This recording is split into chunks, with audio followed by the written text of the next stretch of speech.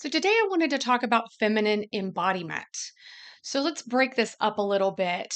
First, let's talk about embodiment because it's fairly simple. So, to be embodied means to inhabit our body fully. Now, it's not just our physical body, although that's the primary thing, but it's also to embody our feeling states and our sensing states through our body. So, feeling our emotions, feeling our sensations, and listening to the cues of our body. So, our intuitive hits sort of come from our body or can come from our body, at least in part. And really trusting our inner knowing comes from this place of embodiment. So, a lot of us are disconnected from our bodies as a result of living in our heads, right? Our culture is really focused on thinking and logic and reason, and we do need those things for sure. And really, embodiment is about having a balance between what we would call masculine energy and feminine energy. So, masculine energy is so based around doing. It's around logic, reason, doing, getting things done. You see me doing this with my hands. It's like to get things done, right? Goals. There could be a lot of rigid thinking, not a lot of creativity. Just these are the facts, get things done, right? And go, go, go, go, go. So our culture is so focused on doing rather than being. It's so focused on external pursuits, right? Making enough money, driving toward goals, getting things done at any cost. And you see how I'm moving my hands like go, do, pursue, right? And it has us running on all cylinders almost all the time with our constant forward movement. And again, we need that masculine energy. Masculine energy is also things like self discipline, knowing our limits, right? Parameters, boundaries, things like that can really come out of that. And again, just the basic getting things done, taking steps. So we absolutely need that. However, there can, for all of us, be sort of an absence of feminine energy.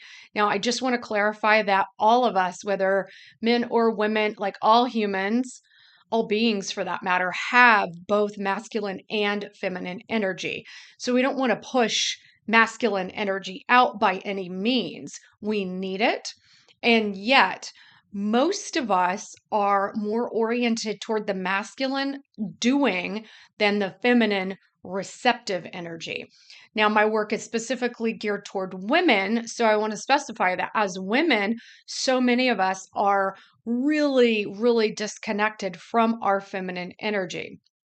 So, again, feminine energy is mainly creative, it is intuitive, it is flowing, it is easeful, it's trusting, it's based on around compassion, understanding, loving kindness. It's gentle, it's trusting, and sort of surrendered. So, with feminine energy, I sort of do this sort of hand placement where it's like, I'm open to receive, right? When we're in our feminine energy, there is space in our system, in our body, and an openness to sort of receive energy from the universe, from life, right? Because we are open. So we're not trying to control things. We're open and trusting the flow of life, right?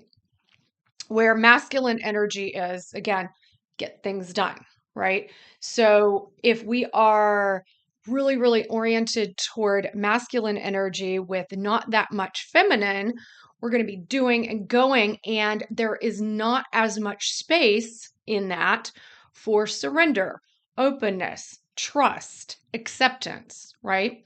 And so if we are trying to get things done and we are in a hurry and we are separated from our sense of trust and openness toward life, then we may not be able to allow in what we're trying to call into our experience, right? Because we are in that more rigid kind of energy space that is based on doing. And so there's an absence of space. Right? So it can get like this when it's out of balance. The masculine energy can be very constricting, fear-based, um, very hyper vigilant, sort of like we got to do it yesterday. The other shoe might drop.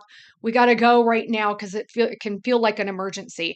And again, this is if we are using too much masculine energy, right? If they're in balance, there's not so much of a problem. But so many of us in our culture are just go, go, go, do, get it done yesterday. And there's an absence of the feminine.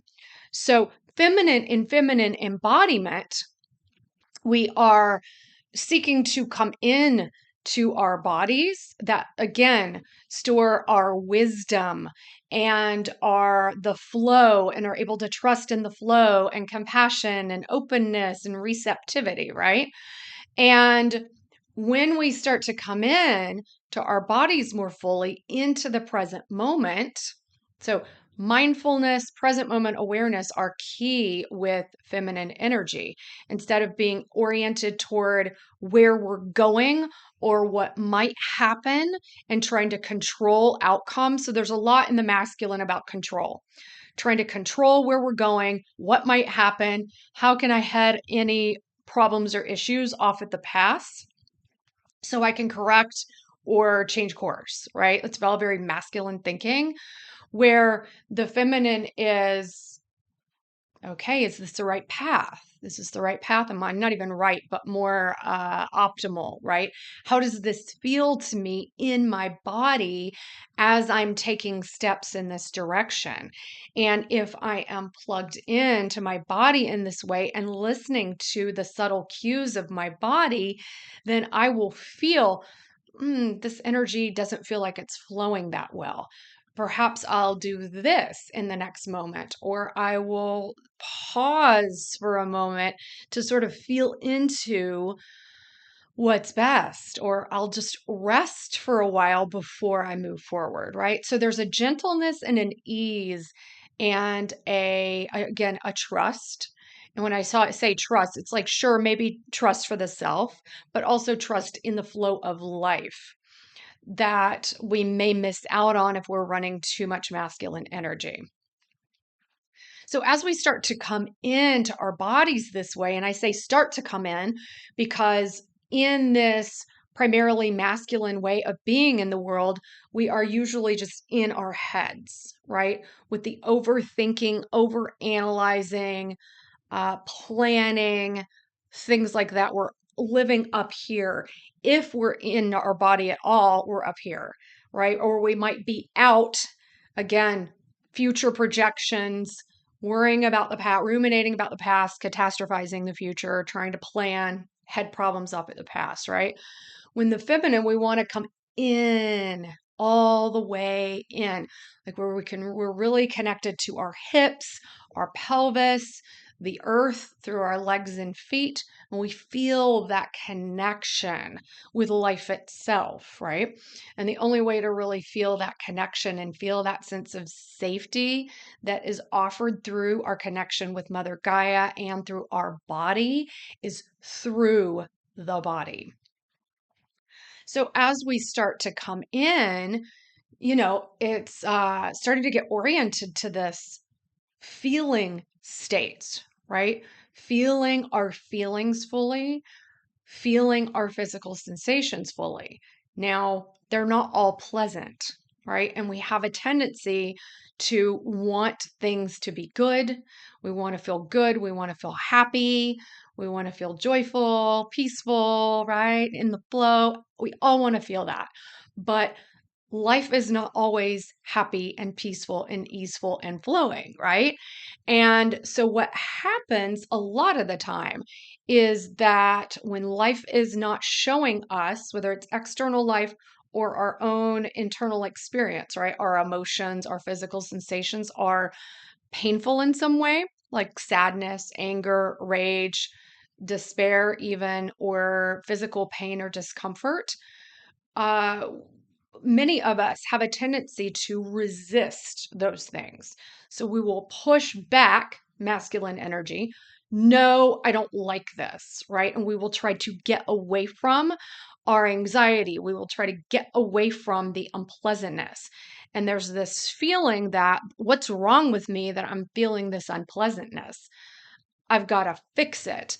And so a lot of times we'll enter into this way of being where we're trying to fix ourselves as if we're a project or as if we're broken, simply because we are having a range of human experience that, again, is not always pleasant, right? And there is nothing wrong if you are feeling pain. It is part of the human experience. In fact, it's part of the experience of being alive is that we will have pain. It's a guarantee. Emotional pain, physical pain, the pain of loss, etc. And the more that we can open to all of our different sensations that run through our experience, the more peaceful we will be, which is sort of the opposite, I think, of what a lot of people believe or think to be true.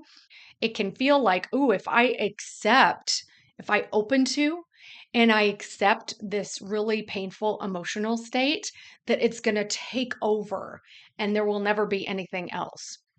And and this isn't cognitive, it's just a sense that we get. When actually the opposite is true.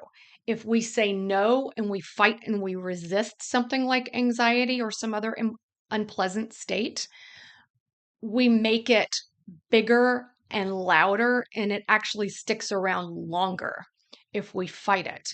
Whereas if we just allow, again, with the openness of feminine energy, we allow whatever's here to be here as it is, it will flow through us and leave, right? None of these states are permanent. They come and they go, just like thought forms. They come and they go. But when we fight them and try to get away from them, we make them more solid, more real. And over time, that can create a lot of constriction in our thinking, in our ways of being, and in our bodies as well. It can start creating physical pain or other kinds of physical issues, and chronic anxiety. Things like that can come out of resisting life. So in the feminine embodiment path, we want to open to life as it is in the present moment. So it's all about presence, breathing our breath, noticing our breath, feeling it move through our bodies, looking with our eyes around, what we see, feeling our emotions fully, touching what we can touch. So there's this sensual element of, like, feeling our soft hair or petting our dog and feeling the softness of their fur, right? That connects us to more of life through our senses, right?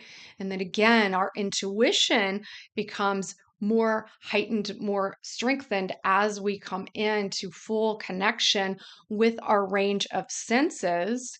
Then we are more able to feel and hear and intuit what's happening in our experience in that, again, more feminine way that is intuition. And so embodiment is really the place to work here in aligning with that feminine energy.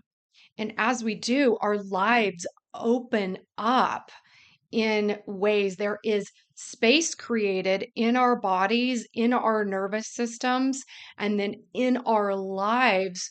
Again, you see what I'm doing with my hands, to open up and invite in more abundance into our lives. And that, at the end of the day, is what we all want. Abundance is everything. It isn't just money, although that is a part of it. It is more love, more joy, more health, more vibrance, more connection, more belonging, more of everything we seek.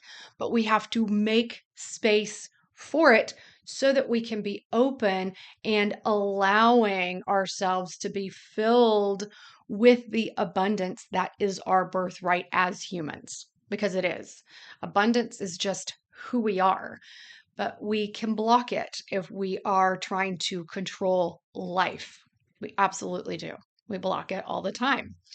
So that's so much. I'd say most of what our focus is going forward is on feminine embodiment and really starting to align with life itself. So, if you have any questions or comments, please do put them below. If you found this useful in any way, please do like it. And if you like our content, we release new videos every week. So, please do subscribe. And I will look forward to seeing you all very soon. Have a blessed day.